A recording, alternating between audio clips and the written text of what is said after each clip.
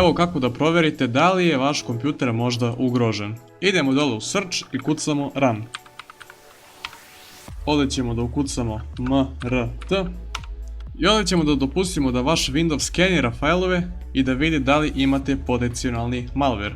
Idemo na quick scan, ali ako hoćete da ostavite vaš PC da radi preko noći, idite na full scan. Ali pošto ova opcija možda traje satima, idemo na quick scan. Next. MRT je besplatan Windows alat koji već imaš na svom računaru.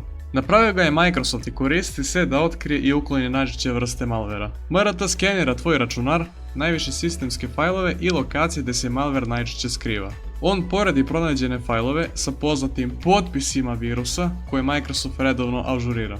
Ako pronađe zaražen fail, automatski ga obriše ili stavi u karantin.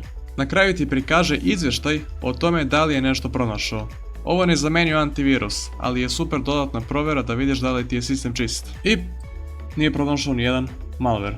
Ali to ne znači da PC nema malware i zbog toga uradite full scan preko noći. Sljedeće, opet idemo u run.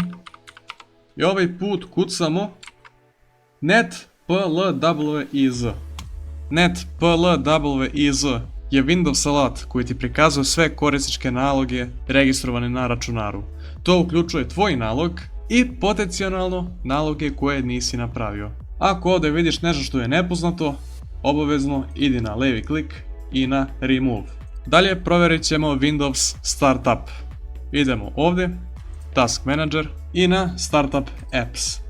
I ovdje ćemo da ugasimo aplikacije koje su nam nepoznate. A to uključuje naravno i aplikacije koje nikada niste instalirali, a nepoznate su vam. Samo pazite šta isključujete jer ako ne znate šta isključujete možete doći do problema.